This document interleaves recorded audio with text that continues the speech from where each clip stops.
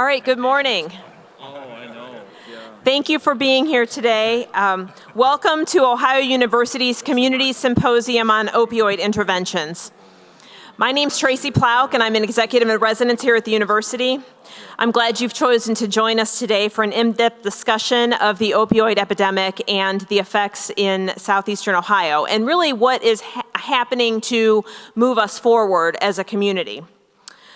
This event is being streamed today, and we'd like to thank WOUB for their partnership.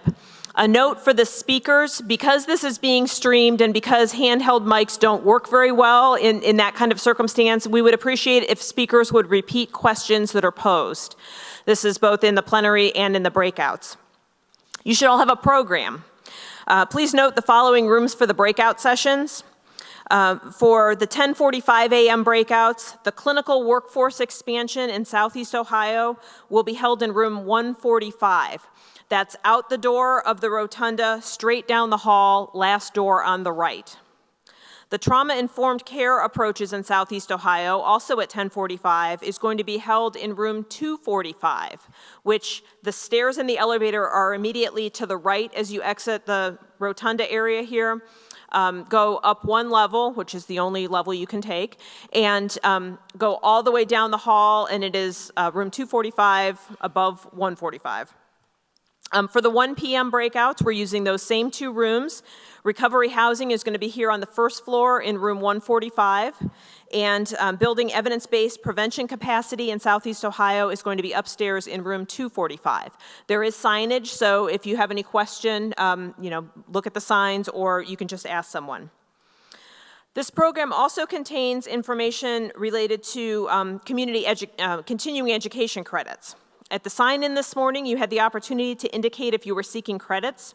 If you neglected to write your name down on the sheet for continuing ed and you want to obtain that, please see Michael Searles at the registration table this morning. In order to get a continuing education certificate, you need to complete and submit an evaluation at the end of the day. When you submit it, we'll record your name, and then we will email you your certificate on Monday. We will make the evaluations available later in the day. A special thanks to Hopewell Health Center and the Heritage College of Medicine for helping to facilitate the availability of these continuing education credits for counseling and social work, as well as nursing. Couple other quick housekeeping items. Restrooms, always a popular question. As you exit the rotunda, turn right and go all the way down that hallway, and they're on the left-hand side. A buffet lunch will be available here in the rotunda at 11:45. If you ordered a vegan or a gluten-free meal, please let folks know from catering services at the time that you arrive for lunch. And thanks to catering services for assisting not only with coffee and danishes this morning, but also our lunch. And also, two other special thank yous, one to Michael Searles, who has really helped a lot with the registration and the continuing education logistics and overall coordination, and also Dan Pittman and Regina Schwartz from the College of Health Sciences and Professions communication team for all the work that they've done in support of this. So thank you to everyone who's been of assistance. At this time, it's my distinct pleasure to welcome the symposium's first speaker, Ohio University's 21st president, Dr. M. Duane Nellis. Dr. Nellis is an internationally recognized scholar and a national higher education leader with nearly 4 decades of experience in academia as a president, provost, dean, and professor. Since his arrival at Ohio University in 2017, Dr. Nellis has led the university towards strategic pathways that elevate academic quality and engagement, diversity and inclusion, and global engagement while gaining national visibility in innovation. He's also provided leadership and a clear vision for how Ohio University can join with partners across the state of Ohio to assist in addressing the opioid epidemic. Please join me in welcoming Dr. Nellis.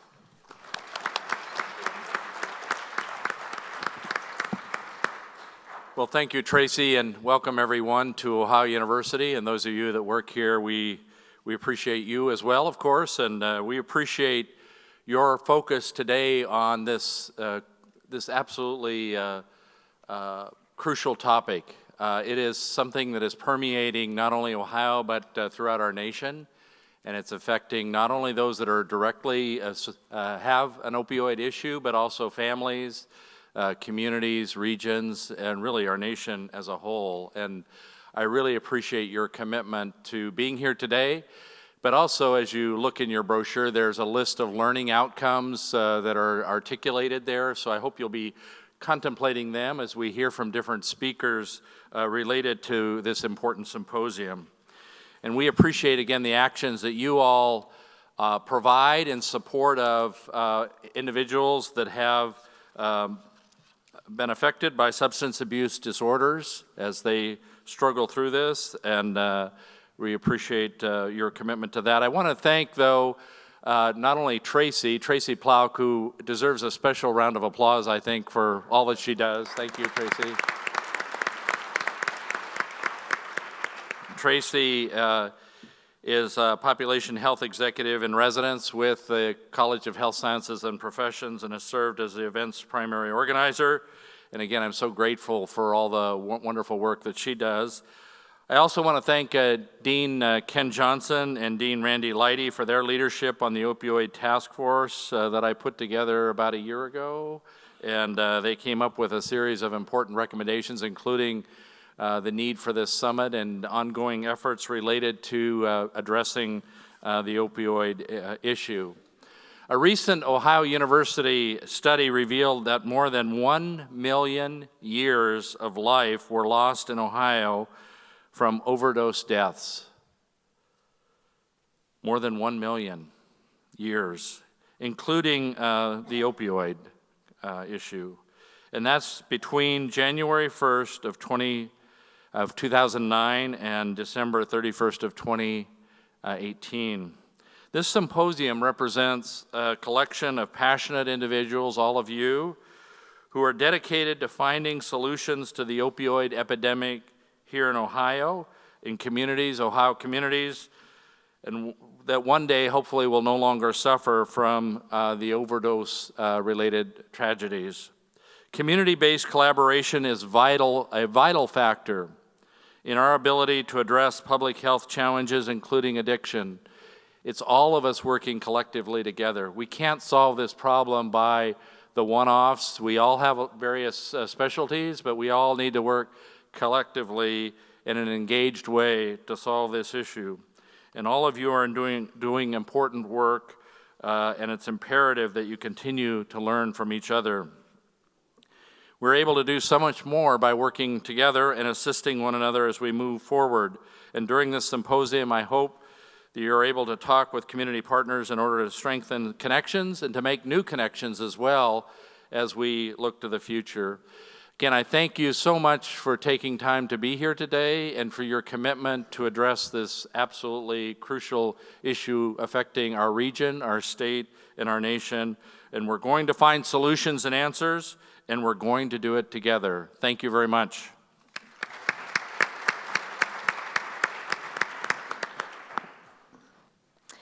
At this time, I'd like to introduce the Ohio University deans who helped to make this symposium possible.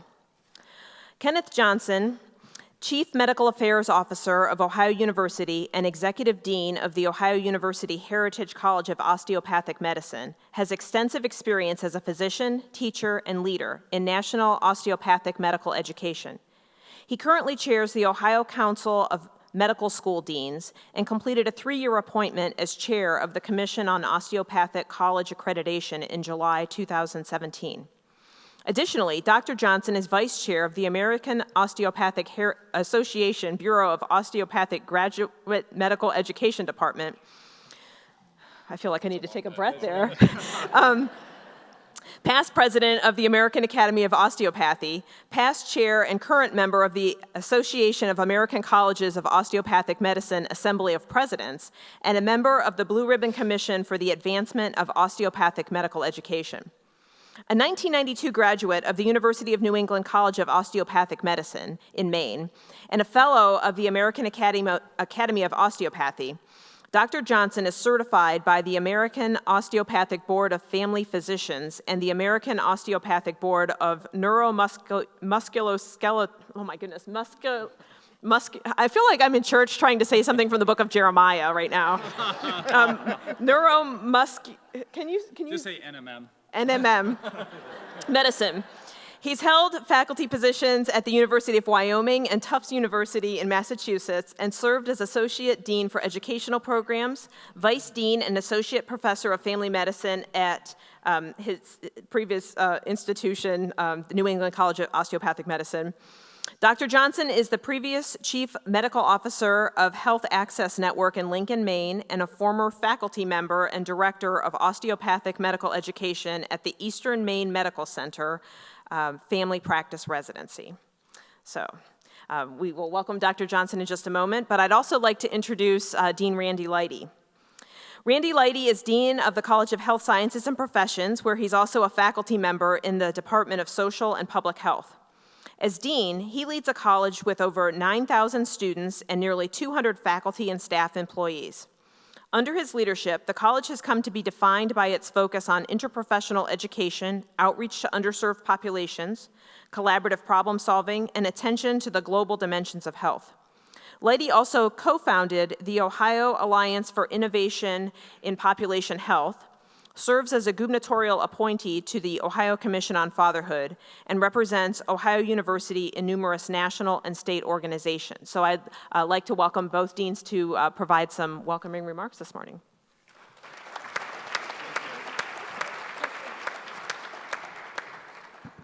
Tracy, I think you took up all of our time with their introductions. Well, I want to welcome you all on here today, and my entire career has been spent in helping those people that need it the most and actually training people in those settings. I was in Maine, Wyoming, and here, and one of the things that I've found is that stories are really very powerful, and here at Ohio University, we have a Storytelling Institute. We have partnerships across the university, and I wanted to tell you the story of one of our graduates who's an obstetrician, but also a coroner, and really kind of funny combination. But what I find of Ohio University graduates is that they provide what communities need. And in this case, they needed babies delivered and, unfortunately, people who had died cared for. And he wrote in one of our faculty's books, Not Far From Me, Stories of Opioids in Ohio. It's a book of first-person narratives of the opioid crisis compiled by Berkeley France and Dan Skinner. And he talks in this passage about the challenges that Portsmouth, Ohio faces in the epicenter of this healthcare crisis.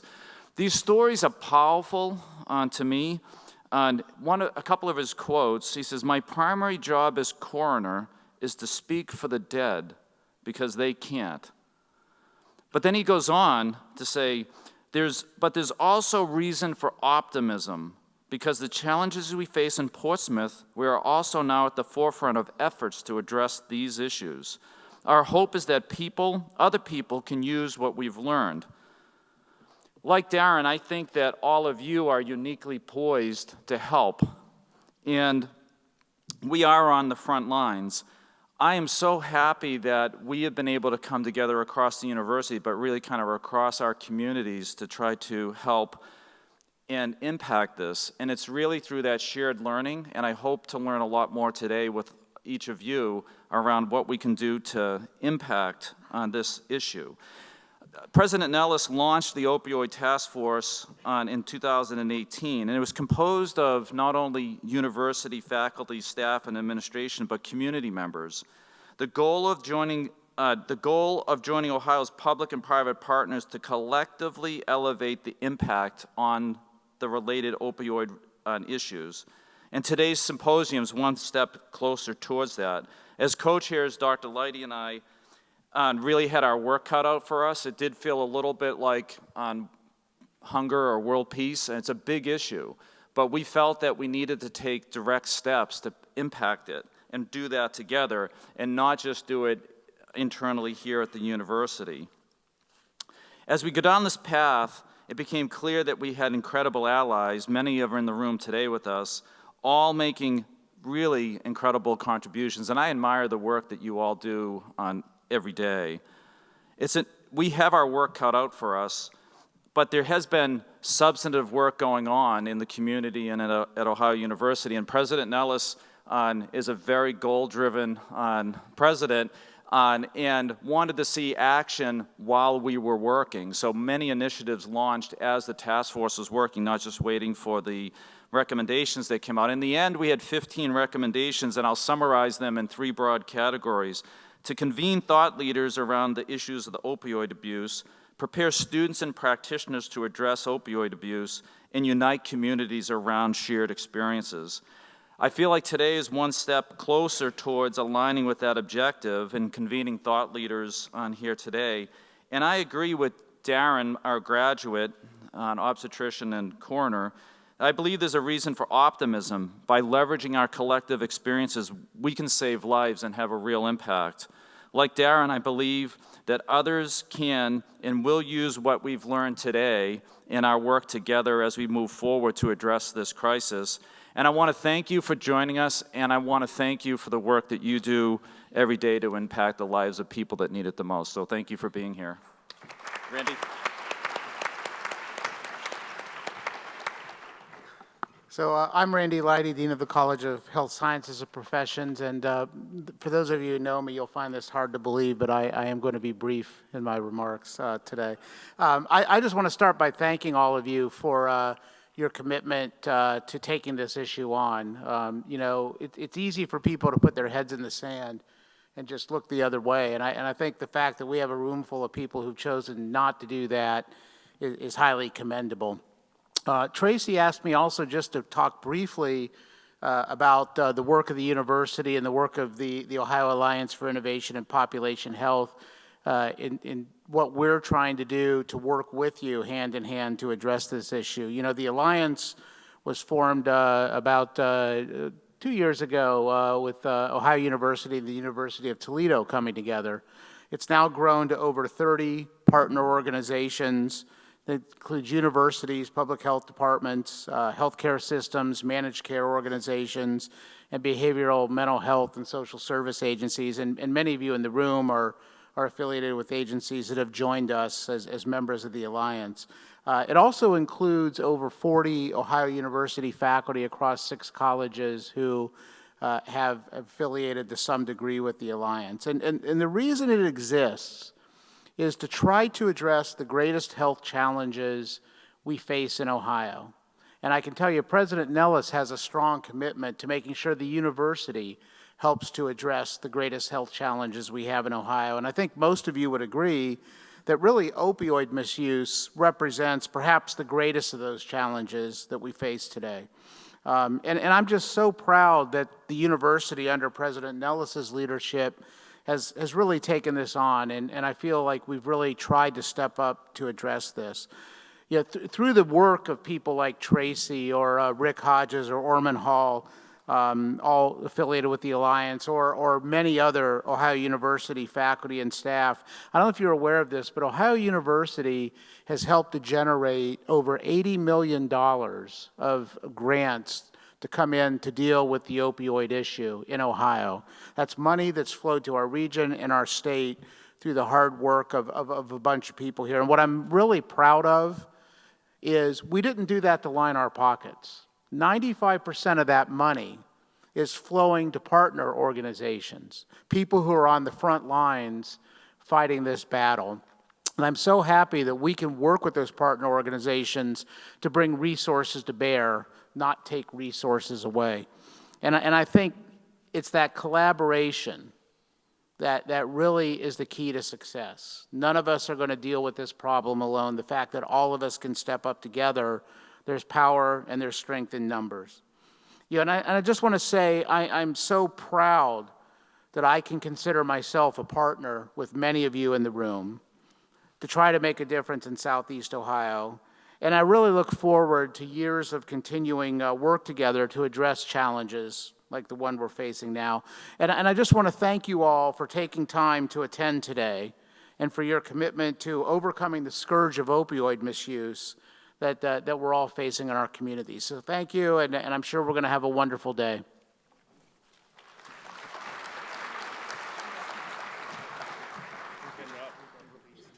Okay, I am going to very briefly provide some context.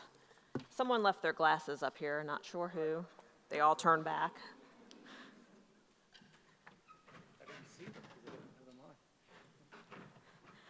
Okay, super brief. There's lots of data out there, so I am not going to share a lot of what has already been shared, and I'm just going to hit a few highlights of things that will be shared in more detail later today. Earlier this year, the National Association of Counties worked with the Appalachian Regional Commission to provide a report on opioids in Appalachia. And you can see here that prescriptions are higher for individuals in Appalachia relative to non-Appalachian regions of our country. Mortality for people who are in the, mortality for people is higher in Appalachia related to opioid overdose than other areas. And in the Buckeye State, as has already been referenced this morning, looking at the average lifespan of individuals and calculating how many years of life have been lost due to unintentional overdose deaths in our state over a 10-year period, more than 1 million years have been foregone as a result of addictive disorders. And opioids contributed to over 80% of those years. So this is something that is gripping our state, it's gripping our region. Who are these people? I put bricks up here because I think about, the brick wall that provides the stability of our community. And all of these, folks who are impacted are known to us. They are part of our community. And so I think it's so imperative and so important that you're all here today to talk about what is working and what we could do next in the region. This is us. This is all of us. And the book that was released earlier this year was referenced earlier this morning. If you haven't had an opportunity, I would encourage you to get a copy of Not Far From Me, and very insightful read. Thinking about today, though, we are focusing on Southeast Ohio and what's happening. We're going to hear a lunch speaker from the state talk about how resources are being infused specifically in Southeastern Ohio. We'll hear from practitioners in different areas of the continuum of prevention, treatment, and recovery on what's working, what isn't, what still needs to happen, and what's going to hopefully happen next. So today I would encourage you to review, to reflect, and to recharge. And we look forward to a lot of networking and a lot of information sharing today. At this point, though, we are going to transition to our first panel, which is a plenary. Let's see here. So if I will invite the speakers up, and we will get the slides provided. I'll go ahead and start introductions. At this point, this topic that we're starting with today is, Michael, maybe you could help me out. Oh, here we go. Got it. The topic we're starting out with today is workforce development in a recovery ecosystem. This is key to the economic viability of both local communities and also individuals and families who are navigating life in early recovery. To explore this topic, we have 3 excellent presenters with insight from different perspectives. So come on up. Terrell is going to be our first presenter. He currently serves as the Dean of Workforce Development and Community Engagement at Hocking College. And I would add that Sean's a close collaborator with us on a number of projects, and I appreciate him being here today. He leads a team of workforce and economic development professionals focused on transforming the Appalachian economy through short-term, for-credit, and non-credit certificate-based training programs at the college. Additionally, he leads projects on behalf of Hocking College that promote entrepreneurship in Southeast Ohio. Sean also serves on the Appalachian Regional Commission's Substance Abuse Advisory Council, a 24-member advisory group of leaders from law enforcement, recovery services, health, economic development, industry, education, and state government. Before coming to Hocking College, Sean held numerous positions in nonprofit organizations in Atlanta, Georgia, and Columbus. He holds a Bachelor of Arts in Music Education with an emphasis on trumpet performance from the University of Kentucky and a Master of Business Administration from Ohio University. Following Sean's presentation, we will hear from John Trott. John's the Executive Director of Area 7 Workforce Development Board, which is located at Clark State Community College. He supports 43 member counties. The board oversees the investment of federal workforce dollars in businesses and job seekers, operating a network of Ohio Means Job Centers in one of the nation's largest workforce regions with an annual budget of $35 million. He's also a charter member and past president of the Ohio Workforce Association, an organization dedicated to advocating the importance of locally designed and operated workforce programs. John has spent nearly 30 years working in federal, state, and local workforce programs. He has a degree in economics and international business from Ohio State University. And this is Yolanda Taylor, not Steve Carroll. Steve's ill today and unable to join us, and I appreciate Yolanda's willingness to present today on short notice. Yolanda Taylor is the Chief Operations Officer of Muskingum Behavioral Health, where she's served for the last 3 years. Yolanda spent 20 years in physical health care administration. She's passionate about serving her community by empowering others. Yolanda earned her BA of Communications from Muskingum University. She's also certified lay speaker for the United Methodist Church, where she assists her husband with 3 small rural churches. So at this point, I'm going to turn things over to Sean. Join me in welcoming Sean.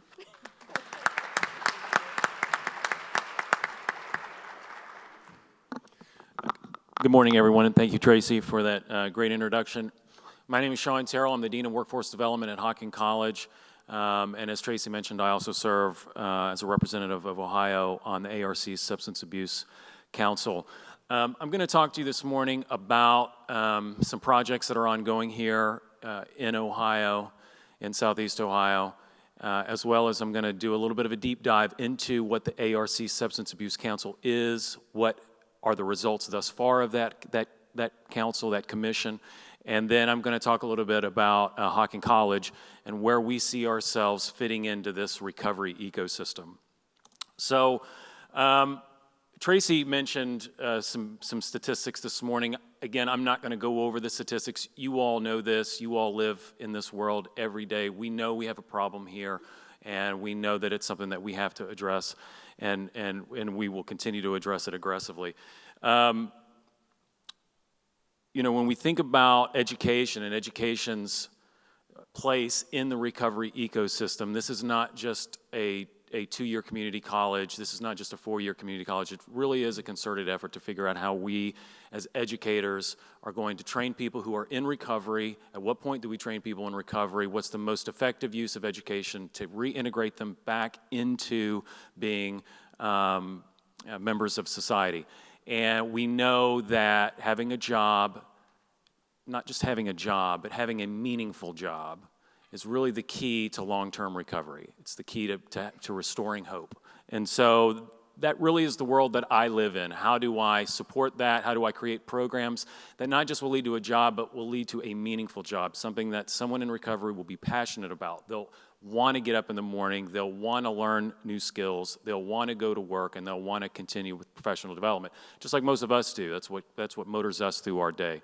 So we really are looking at the 2-year sector, the 2-year education sector, and how we can create programs to help support a lot of the work that you all are doing.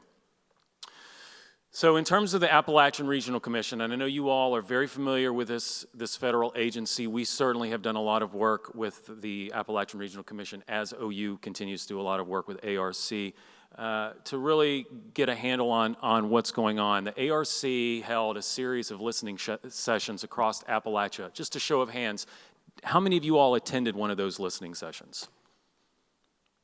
Okay, so the point of those listening sessions was really to get to the community level, to have some real conversations about what the needs are at the local level.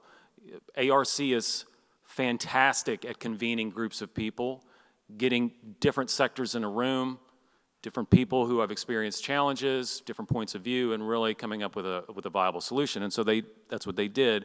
From those listening sessions, the ARC formed the Substance Abuse Council gave the members of that council the data from those listening sessions, and then put it on us to come up with recommendations for how the ARC can move forward in terms of taking appropriated federal funds, getting them to the local level to help solve this issue.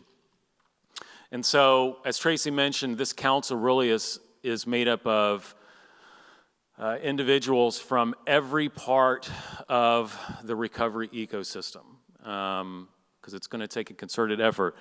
One of the challenges for me as a member of the education portion of the recovery ecosystem is that I have not traditionally worked with other entities that are in that ecosystem. And so knowing what people do and knowing how they can really affect change has been a real challenge for me. And so sitting on this council was tremendous for me in terms of what my role is going to be to move forward. But when we look at the ARC recovery ecosystem model, and keep in mind, at Hocking College, we've been in the training mode for a long time. The biggest difference between where we see our role now and where we've traditionally been is, traditionally people will come in for training and not raise their hand and say, I'm in recovery. They're sent to us, they reintegrate into the student population, and we don't really know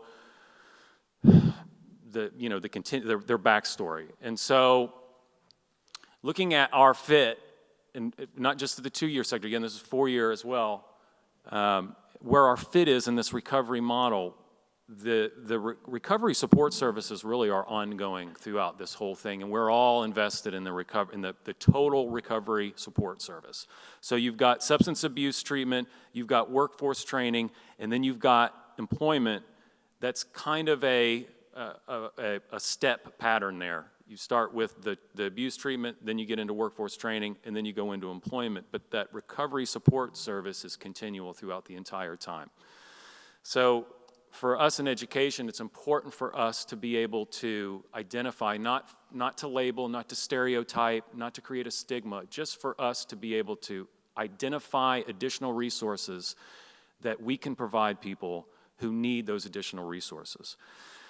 Tim Thomas, federal co-chair of the Appalachian Regional Commission, defined the recovery ecosystem as support services and training required to help people achieve long-term recovery and enter the workforce. It's a series of connected interventions along a continuum that leads to employment, which will both help Appalachians impacted by the crisis and ultimately strengthen Appalachian communities. So this is not just an opportunity to help people in recovery, this is an economic development strategy. This is creating more employment opportunities, filling jobs that are not filled, a way to get more people working and get our communities moving.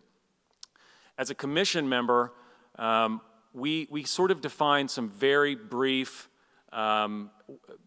ideas of where we see the recovery ecosystem. So the first one was, the recovery ecosystem benefits many sectors of communities.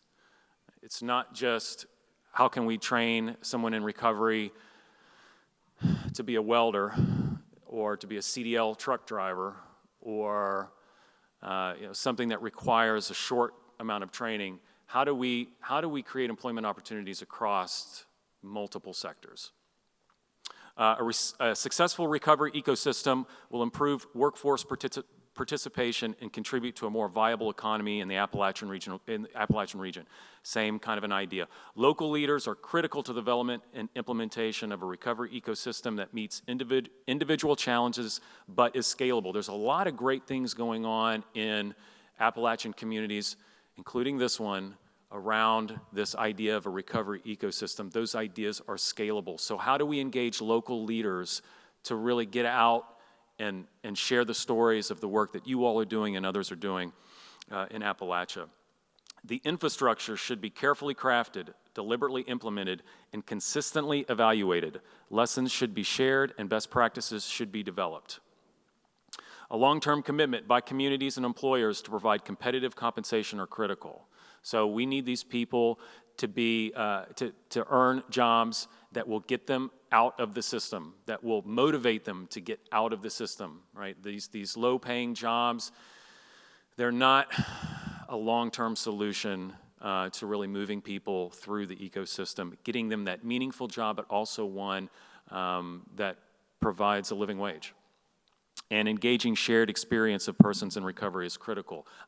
Personally, I've never been in recovery. And so for me to try to have a conversation with somebody in recovery and fully understand what it is they're going through really isn't fair to the person in recovery. We need to establish peer mentoring groups of people who have had this experience, who can help, again, move people through the recovery ecosystem. So based on these findings, we came up with 14 recommendations. I'm not going to go over all of them this morning. You can go on arc.gov and get the full listing, as well as really detailed content about each one. But I do want to focus on a couple, especially those that pertain directly to workforce development. So our first recommendation was to develop a recovery ecosystem model that addresses stakeholder roles and responsibilities as part of a collaborative process that develops infrastructure and operations. And ARC should fund development of local planning and implementation of the model and examine funding models to sustain the recovery ecosystem.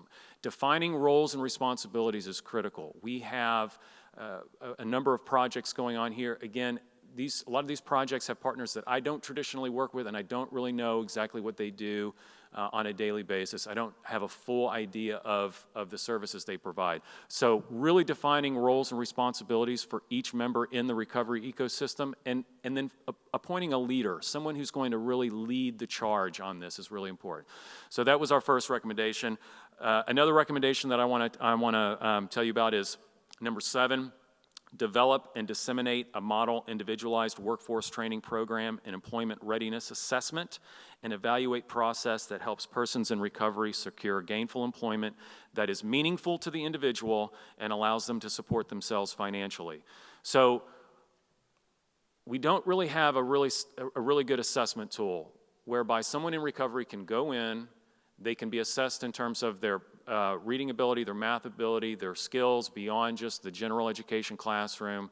We need a tool that can be used across Appalachia in every model of this ecosystem that will evaluate where someone's at. So again, we know what services we need to deploy in terms of their education and their skill training. The second thing is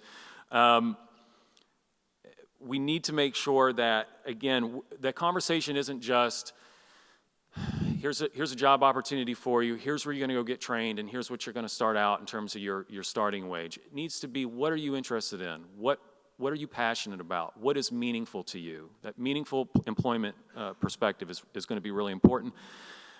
Number 8, develop a model workforce training program that incorporate recovery services with appropriate evaluation methods. So, again, traditionally at Hocking, people don't raise their hand and say, I'm in recovery.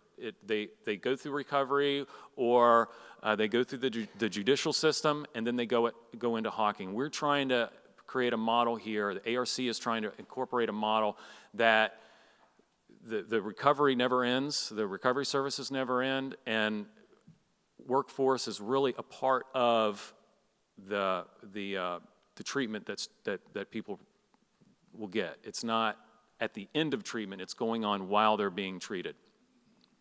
And so, we need to be able to evaluate that, and we need to create a model that, again, can be scalable and across the entire ecosystem. 13, fund development of collegiate recovery programs in Appalachia.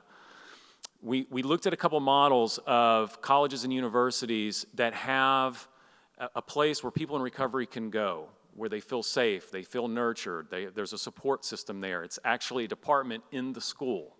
And so ARC is very interested in looking at furthering that model. And the last one is convene a meeting of interested stakeholders to identify how transportation barriers negatively impact recovery in Appalachia. I think everybody here will agree that transportation is a huge challenge for folks in recovery, and certainly at ARC they recognize that, as well as housing. Housing was another big thing that came up.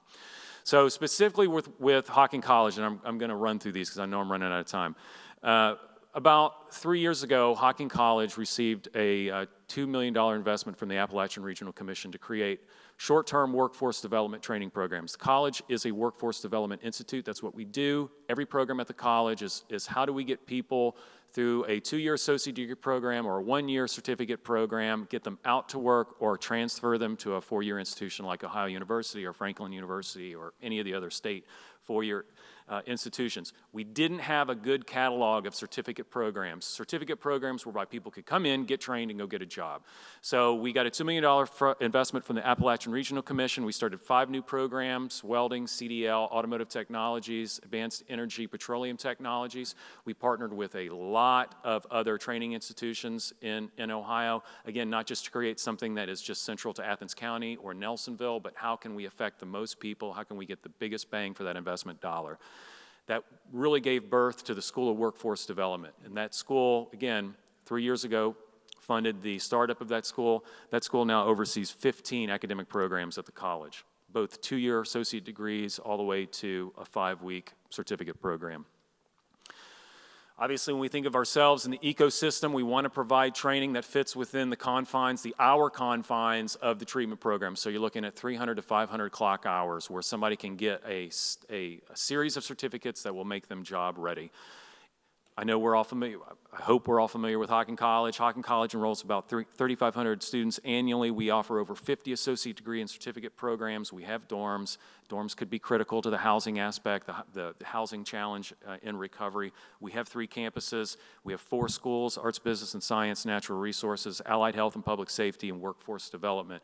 And so if you look on the right side of this slide, you'll see just a short list of some of our short-term certificate programs. These are a series of new and certificates that we've offered for a while, but a lot of these are new. A lot of these have come around in the past 2 to 3 years.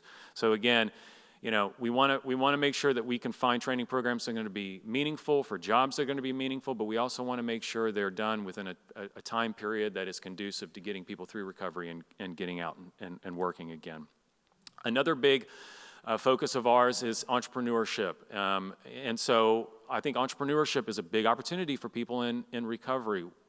Business development in this region is a viable economic development strategy.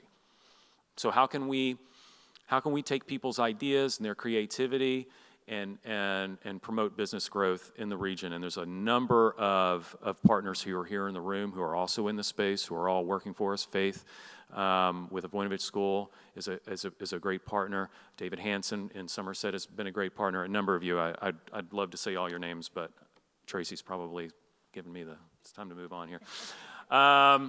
And then the last thing I want to mention is the Appalachian Recovery Project. So this is another ARC-funded project here at Ohio University. Rick Hodges is in the room. He's been a huge lead on this, as well as Tracy.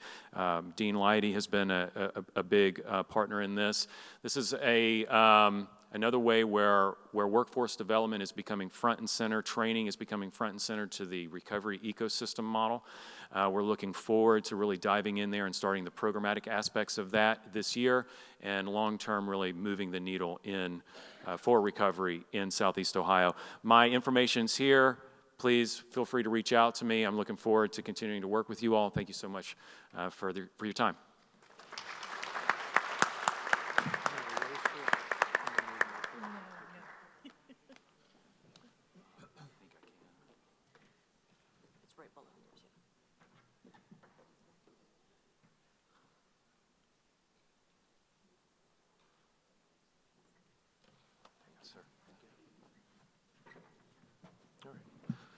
Good morning, everybody.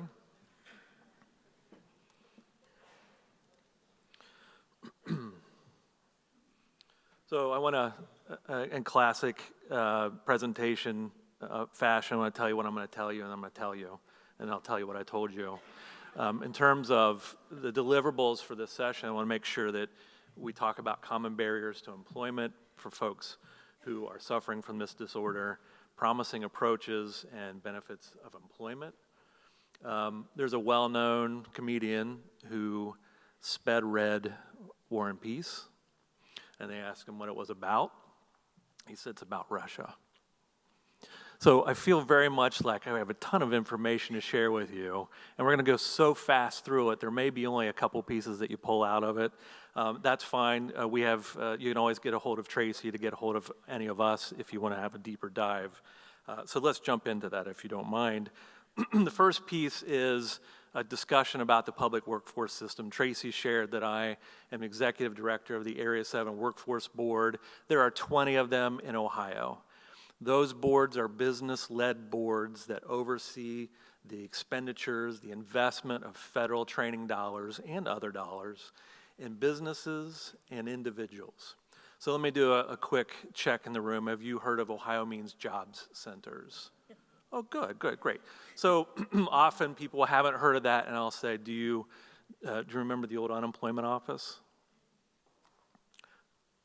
Yes? No? Some of you do? Okay, well, I'll leave that joke alone.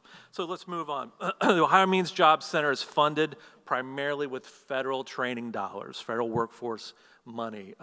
5 years ago, Congress did something that they do rarely, and that's they agreed on something, and they passed federal legislation called the Workforce Innovation and Opportunity Act. That money, along with a lot of other federal and local and state programs, are situated in one physical location in a locally designed job center that's statewide branded. So if you ever have any doubt, there's one of these centers in every of all 88 counties in Ohio, and it's according to the branding format of Ohio Means Jobs Athens County, Ohio Means Jobs Gallia County. Now, the mission of those job centers are to convene workforce partners of all sorts and have it to be a one-stop shop. And the mission is to help businesses find skilled workers and to help job seekers find their next better job. There are no requirements for eligibility. Everyone, all businesses, all individuals, all job seekers are welcome and encouraged to participate either online or in a local job center to see what jobs are out there, to see what resources are out there. And we encourage businesses to also take advantage of the resources there. For instance, for businesses, any businesses, all businesses, at no cost to them, can receive recruiting services. The job centers will screen individuals, they'll test individuals, they'll make referrals based on what are the job requirements for businesses. They'll do a host of other things. For individuals who are looking for their next better job, it's all kinds of things like career planning, access to labor market information. You heard Sean talk about what are those growth jobs across the region, what are the jobs that are going to be in demand. That's a place where you can get that information if you need help getting your resume together. The other piece that I think many folks don't know is that federal money is for investing in job seekers and in businesses. And so if you meet certain eligibility requirements, and I'm not going to go into them unless you have questions about them, it's quite possible that the job center will pay for individuals completely to go to school. They'll also help them with things like transportation. Perhaps they'll help them with books. Maybe if they're in a welding class, they'll help them with tools and equipment. So there's lots of wraparound services that are there. For instance, if there's a barrier where they have to figure out how to do with their kids. Everybody on their way here had to do what they had to do to get here for their job. Sometimes childcare is a piece of it. There's a way for us to refer people and give them resources for childcare. Anything that might be a barrier. This last bullet I'd like you to look at, it says that focus for those job centers is to get people back to work as soon as possible.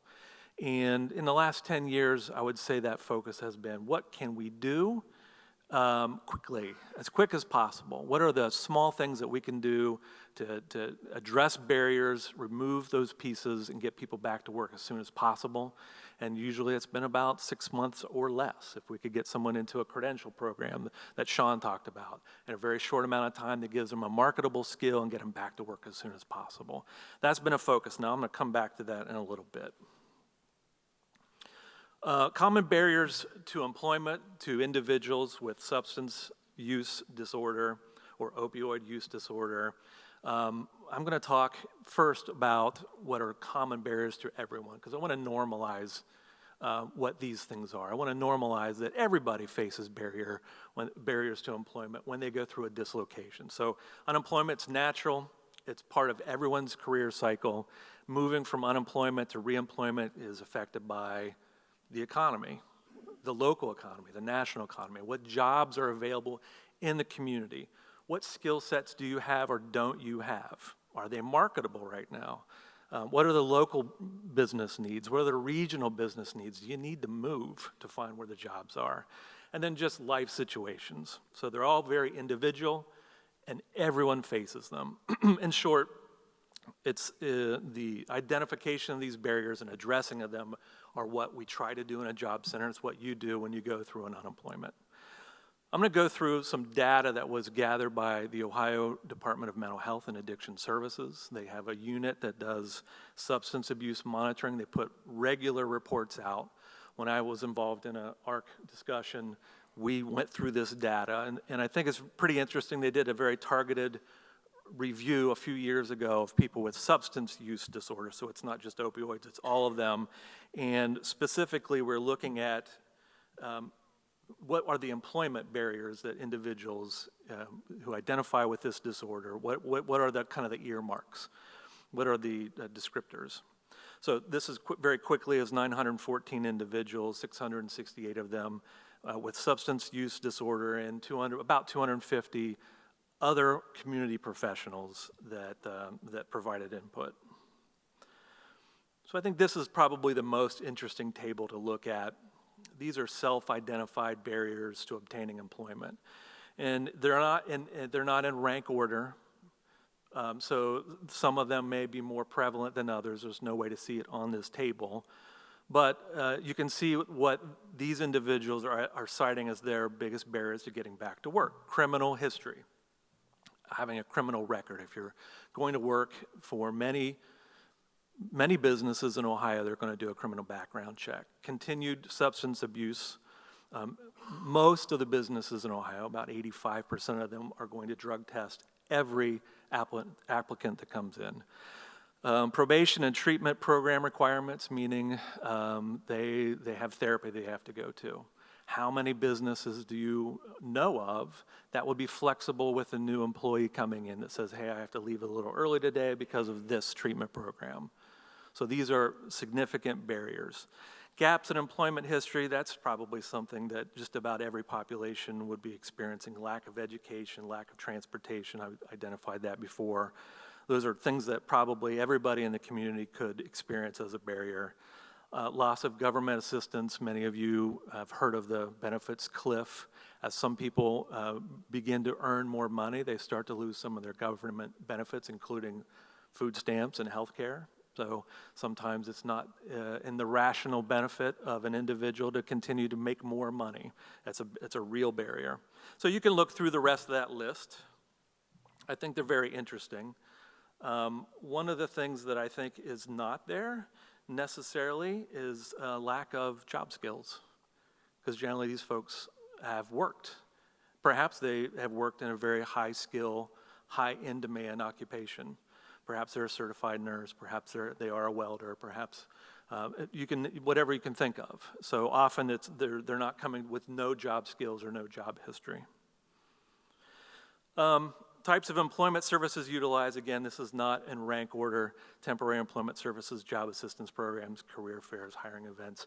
One of the things that when I read through this and when I heard Sean talking is often we don't have cross-system coordination, and so we have perhaps an individual who's in treatment who isn't aware of what's going on in the community in terms of what's available to the local learning institutions or the job center, and so you see this kind of disparity of they're going to try and hit and miss a bunch of different pieces without a lot of support. This next slide is what are the treatment programs identifying as employment services. And again, I think the takeaway from this chart is perhaps this idea that the treatment providers aren't aware of what's going on. I know in the ARC session that I participated in, there was almost no understanding between the different resources in the community. At one point, there was a discussion from the Department of Mental Health about the number of certified chemical addiction specialists in the county. And they said, we'd looked before we came to the meeting, there's 26 of them in Gallia County. And we said, we weren't aware of any. Can we have those individuals because we really need them. We also need to develop more of them. So the resources were in the room, but no one knew entirely how to ask each other for it. Barriers to implementing employment services, clients not ready for employment, funding. I think that's an issue that is probably 3 years old on this. You're seeing the age of this information. There's a lot more resources coming into communities. Loss of connection to clients after discharge, et cetera. And then the last piece, resources needed to assist with employment services. Again, none of these are in rank order, but you can see more jobs. I don't know that I would say that that's probably the perception, but I think there are many unfilled jobs right now in Ohio. And I think we're starting to see more engagement from businesses around this issue. We have lots of businesses who are willing to work and hire individuals with substance abuse disorders because the economy is growing and they're really lacking skilled workers. So I think that piece of it's probably showing its age on this chart. All right, let's cut to the chase. One of the deliverables for this presentation are what are the promising approaches or best practices. And in preparation for this, I called the state of Ohio, I called our oversight agency, did some research, called other individuals.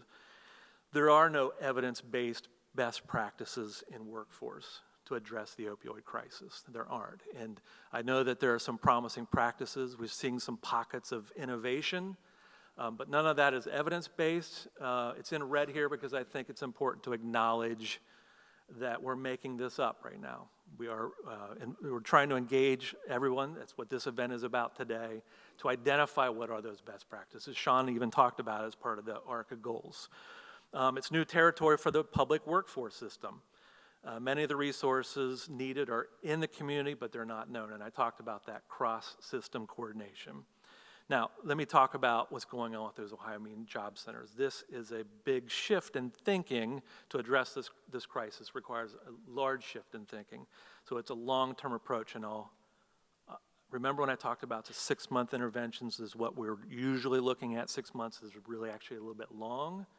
This really challenges that notion. Also, the assessment of needs that Sean talked about really is requiring staff to maybe have more of a clinical approach to interviewing folks coming into the job center. Those skills have never been passed on to the folks in the workforce system. So we're looking at having to skill up the workforce system. And then also a piece that I don't think we maybe talk enough about is the employer perspective. No one's going to get a job unless a business is willing to hire somebody. Nobody's going to get a job unless a business is saying, we're ready to hire. And so understanding at what point they're willing to engage, what point they're willing to hire folks, we really have to be in close lockstep with them. I do want to share with you what I think is a good practice or a promising practice. I'm hoping that we can get some resources to identify it as an evidence-based best practice, but Lawrence County has a recovery to work program that they've been operating for quite some time now, about 2 years. And what they have done in that job center in Ironton is they've moved behavioral health into the job center. I'm not aware of any other job center in the country who has incorporated behavioral health into the job center. They take their customers that they come in and they actually assess all of them through behavioral health. So there's no identification of someone with substance abuse disorder or substance use disorder. They simply move everybody through that to identify what are some of those barriers to employment. They've taken a long-term case management approach. I put it in red here. They're looking at a threshold or a horizon of 1 to 3 years. So that's up to 6 times what we normally would tolerate in the workforce system in terms of interventions. It's a big mind shift. So support of the job center, training entities, behavioral health over years. And they're several years into that. Also, they said, make sure that I explain to you that ongoing therapy has to be part of an employment strategy. So the chart that Sean shared underscored that. There was some publication that was put out by ODJFS, the Ohio Department of Job and Family Services, 5 pillars here, very quickly. Strong local partnerships, that's what today is about. Holistic care management, meaning there has to be supports throughout, as they're in recovery, getting stabilized, moving into work experience, and perhaps training and then employment. Steps to success is a notion that says at any point in that 1 to 3 year timeline, individuals may come into crisis. They may go through a relapse, or they may have triggers that kick in that we didn't identify, didn't know about. There has to be supports throughout so that there's no problems as they're moving into employment.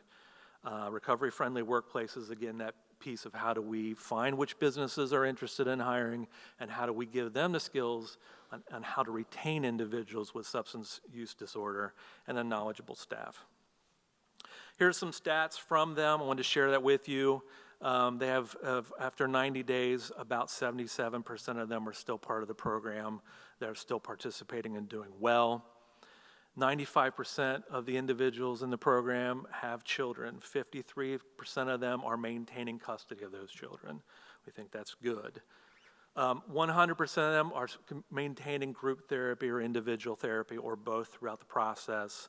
They've underlined and thought it's really important and wanted me to emphasize to you that that continued treatment has got to be part of the employment program.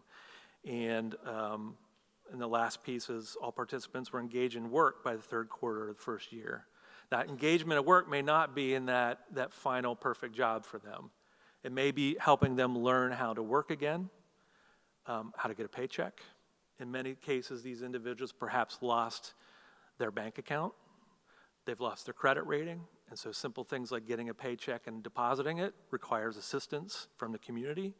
And so often the first work experiences are not in that final field, but they're reintroducing folks in a supported way back through work experience. So they could be doing part-time work or shorter-term work assignments as they learn to work and then move perhaps into training.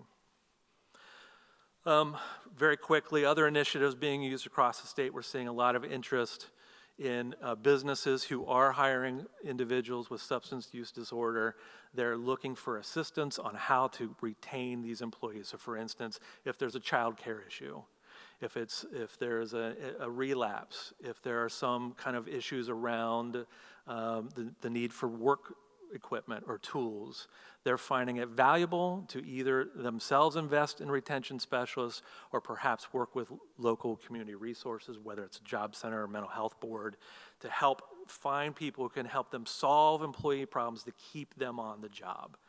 Also, we're looking at the need for business training for employers. It's got to be training to help give those employers who are interested in hiring these individuals some assistance. And then we're also focusing on identifying on the peer recovery and addiction specialist. Sean talked about the need for that. You need to have someone who can speak the language. Finally, benefits of employment. Employment's an important component of recovery. We also think that a job is a solution for many of society's problems. But moving people through recovery to employment gives them the ability to be self-sustaining, makes them an important part of their family, and it raises the entire community.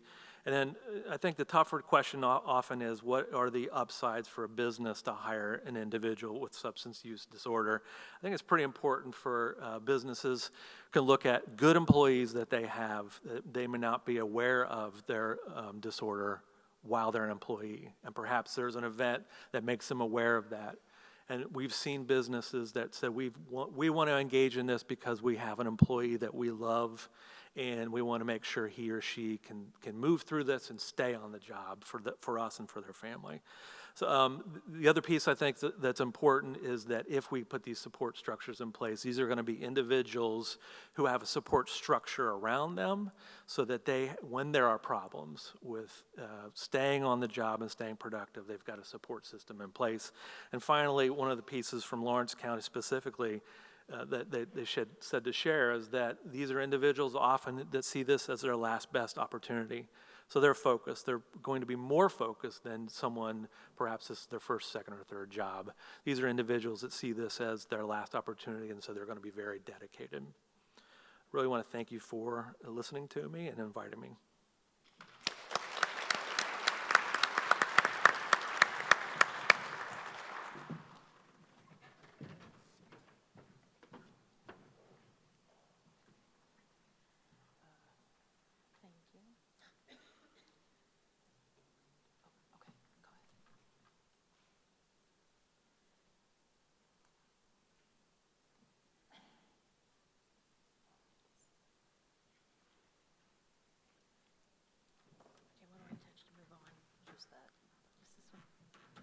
Good morning, everyone. Thank you for being here today. I am a little nervous, I'll tell you. Steve has a thing at the office he calls baptism by fire.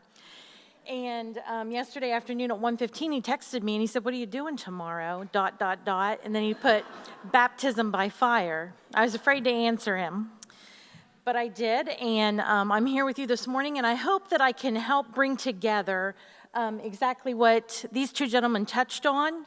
I'm going to use Steve's slideshow. I'm not going to use his notes, so I'm kind of going on my own. But I'm hoping that I can bring this all together for you to understand from all the way up to our educational system and to Ohio Means Jobs, what it really means to the individuals that we treat in our agency, a provider agency.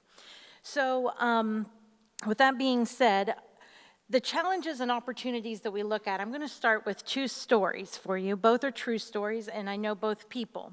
The first one I'm going to start with is a 27-year-old mother of two who was happily married and a vice president of a bank, was in a car accident, hurt her shoulder, started taking pain meds.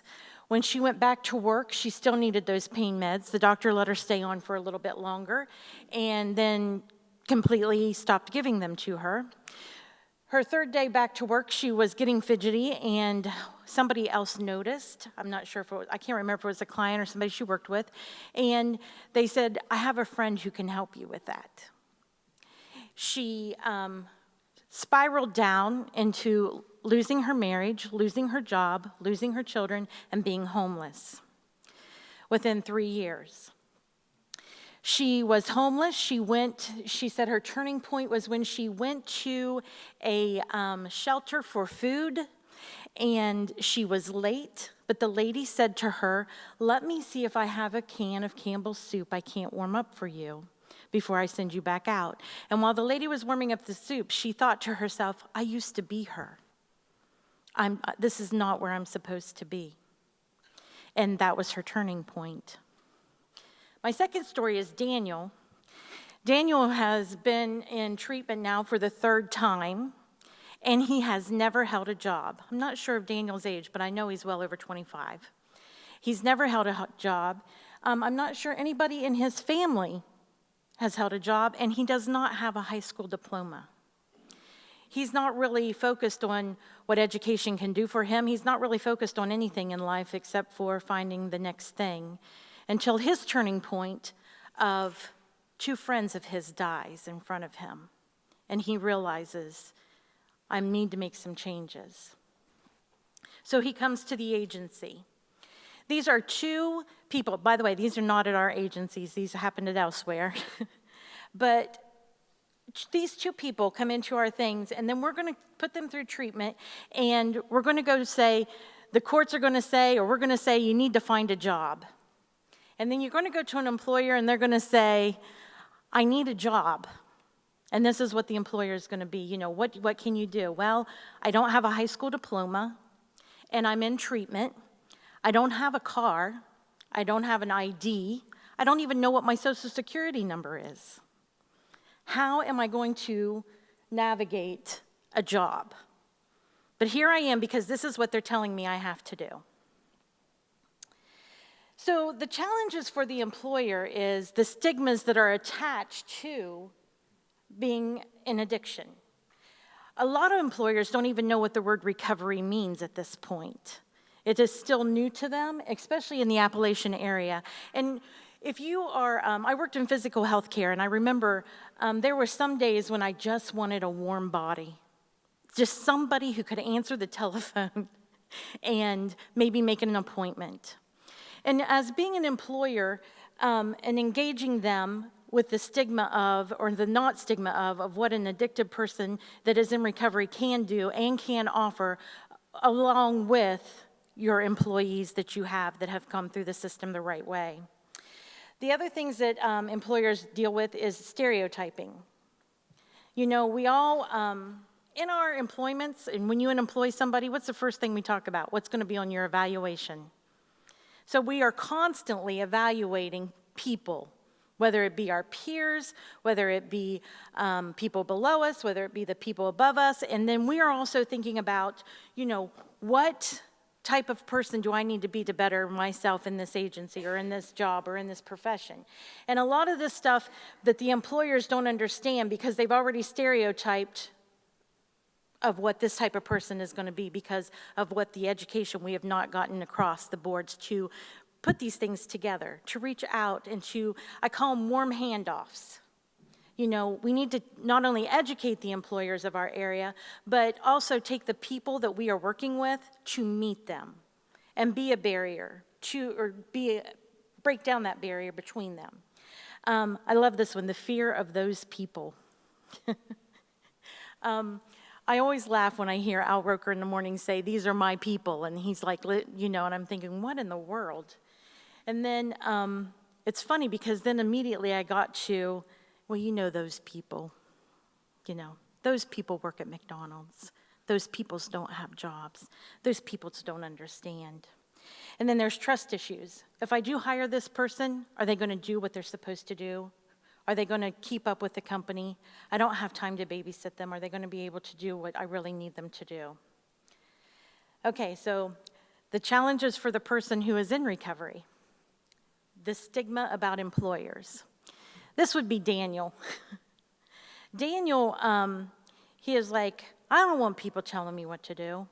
He's still in that stage of his life. And we're like, it's not telling you what to do. You're supposed to partner with them, teaching him how to deal or how to even look of what a job looks like. He's come from a family who's never had jobs. He doesn't even have a high school diploma. Is he a teachable person? Yes.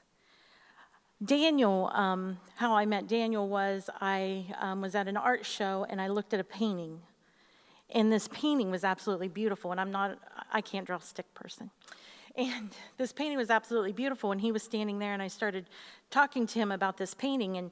And he was telling me, thing. And finally he got to his story. It's funny how God works sometimes. And he got to his story about how he was in recovery, and the second day on his first job that he had ever had with no degree, no training, no anything, he came home and he painted this picture. And you could actually see the emotion in the picture. And I'm not an artistic person. But he talked about how he felt like everybody watched every little thing he did and was judging every little move that he made. Daniel has since moved past this, and he is in a management position for a small company. They stereotype the employees that they work with. Oh, she came from money. Oh, she's had it all. Oh, she knows how to do this. She knows how to do this, and I can't because I've not had this experience to do whatever. It's bridging those gaps of giving them, like they said, self-worth, self-esteem, letting them know that they can and they are capable of if they just allow themselves to. And once again, fear of those people. It just goes back the other way. Everybody's watching me. I'm going to make a mistake and they're going to fire me. They're going to critique me because I can't do this and I can't do that. And the trust issues. They are watching me, so they're going to fire me. Salaries, I'm not going to make as much. Back to my first person that I talked about, Joan, she was this vice president. She is now working back for that bank. She has a master's, an MBA, but the bank will not allow her go any higher than a management position of overseeing 10 people. All because of the issue that she went through or the addiction that she dealt with. And it's not really fair. I'm hoping, that was several years ago and I have not talked to her recently, but I am hoping she was working with the bank on teaching them on how people with a master's degree that has messed up, how they can come back into the workforce and how they can even be stronger and better employees than they were before because of the experiences that they have had. And once again, referring back to these gentlemen, talking about recovery peers being everywhere. I'm a firm believer that working with employers, that we should be having recovery peers with employment settings. If we have to do it from a state level, if we have to do it from a county level, that there be some resources that are in with these employers to help educate the employer and to help also educate and keep the person in recovery on track as much as possible. Challenges for persons in recovery. Now, this one is written a little more toward Daniel. When I met Daniel, of course, he had been in recovery for 4 years, and his story was a little bit, but he showed me some pictures, and it was funny because as I go back to the agency and I look at some people in our agency, you know, appropriate attire. We had a young lady who was going for a job interview the other day, and she looked very nice if she was going to a football game. She had on a pair of jeans. She had, you know, the new ripped look that's in the jeans now with the white strings that don't have the denim in them, you know, and a pretty little sweater that, I mean, she was dressed, but not for what she was going to interview for.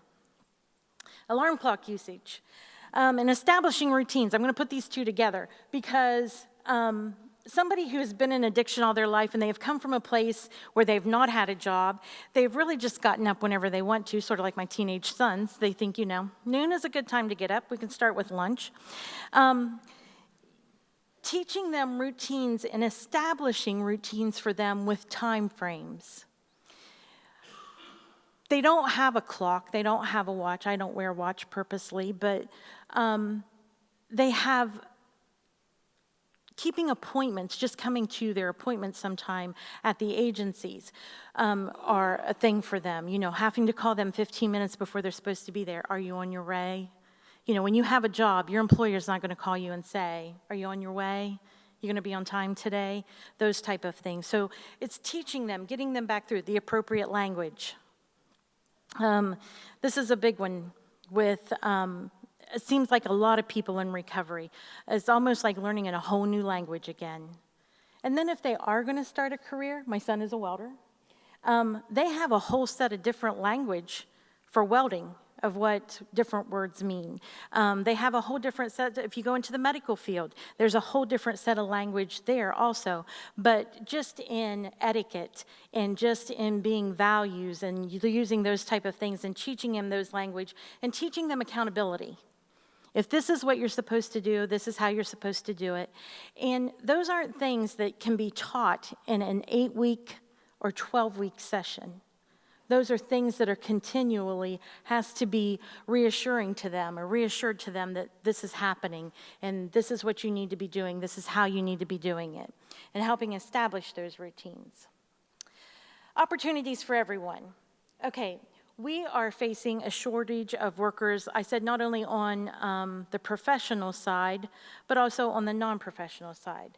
Employers are more about getting people hired that are recovering from opioids because they have needs that need to be filled. Remember that warm body I mentioned before? So they are hiring them, but how successful are they? When they talked about wraparound care, I forget which one of you gentlemen said that, but that is the whole thing that needs to happen with all of these clients or all of the people who are in recovery, with the employers of giving them that wraparound care of, now you have a job, let's get you stabilized. You know, our court system wants you to have a job within 6 months. Part-time, like you said, okay, so what are the barriers for those people? They have no transportation. They have their skill sets. They may have a skill set, but if they do, they're also trying to recover, learn their triggers, learn how to deal with their triggers, and now we're putting them right back out into the community. And that peer recovery thing is sometimes the things that we are missing, of somebody who's already been there before them and saying, come on, let's go. You can do this. This is what we need to do today. This is what we need to do. Individuals who are in recovery are drug-free, and they're very productive. I said when I first started working at the agency, and I'm learning so much, and I have so much more to learn, but recovering addicts, I wish we could get them all organizational management degrees or process degrees, because I'm going to tell you what, they are the best process peoples I've ever talked to. they can figure their way around anything because of the lifestyle that they have led. It's just getting that self-esteem behind them to letting them know that they can use that skill. It is a skill that can be used for good as well. They deserve an opportunity to use their skills and the things they have, just helping them find those skills and then progressing on with them. Oh, I forgot Tracy's.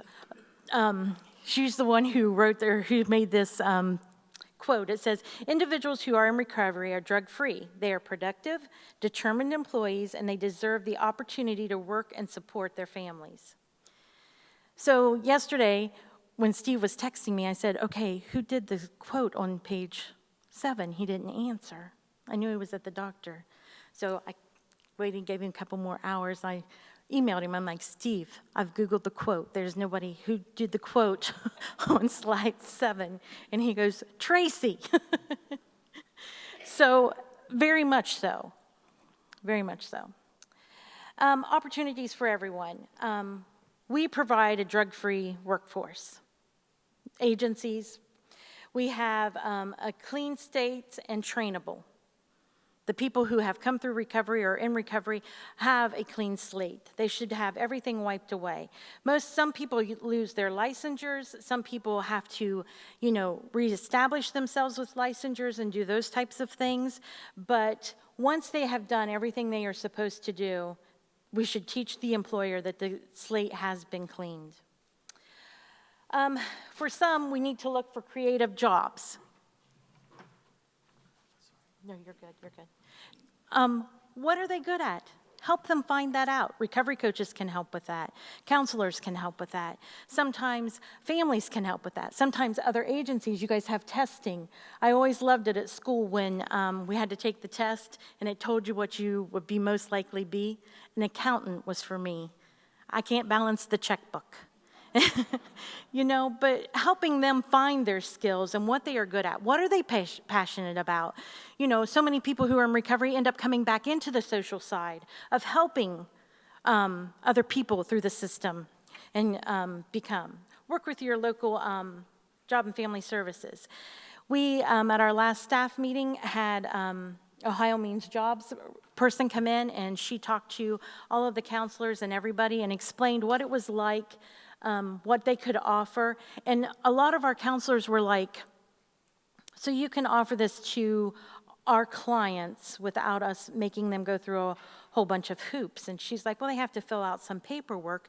But yes, we are here to help anybody and everybody. And so there is a barrier. There is that thing of where we are not reaching out to our local agencies to see what we can do with either warm handoffs or what we can do with each other's agency and cross-referencing each other. We use recovery coaches to help transition people in early recovery jobs. We have a recovery coach now she is very passionate about helping everybody get their driver's license, helping them get an ID. She goes with them to their first job. She sits in the car while they're having their job interview. She wants to make sure that she can do, and then more passionate people like that are just, having the resources for each agency to do something like that for these clients. And at Muskingum Behavioral Health, we do hire people in recovery. We have several people hired in recovery. And even at our agency, we have had to work through the CQE process with several of our employees who's had felonies 20 years ago, who has worked in the system forever, and then all of a sudden they cannot, Medicaid will not pay for them. So working through those processes with people, I know that several other agencies laid off those people while they were trying to figure out the process. But as an employer, just trying to find a way around that until you can work that process out and to keep those people employed. So we have done this ourselves in our own agencies and teaching other agencies how to do the same. In closing, I want to thank you guys for being patient with me today and for listening to what I have to say. But one thing I am truly passionate about is empowering people. And not just those in recovery, but those around you. Because of the way that the world is today, we need to start uplifting each other instead of tearing each other down. And I feel like as communities, when we start wrapping that kind of care with our agencies and with the help of the states and with the help of the governments and the things that are coming down, and we wrap this care around each other, not just those in recovery, but our professionals as well who deal with those people in recovery, that we're going to have a much better outcome. Thank you.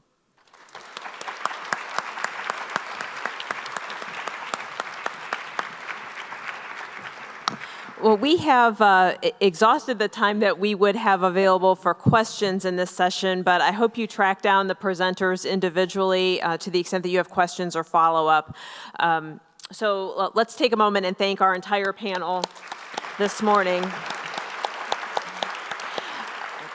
We are now going to take a brief break and transition to the breakout sessions. As a reminder, the clinical workforce capacity session will be held in room 145 down at the end of this hall on the right. And then the trauma-informed care session is going to be held in room 245, which is right above that down this hall on the second floor. And we will reconvene here at 11:45 for lunch. Thank you.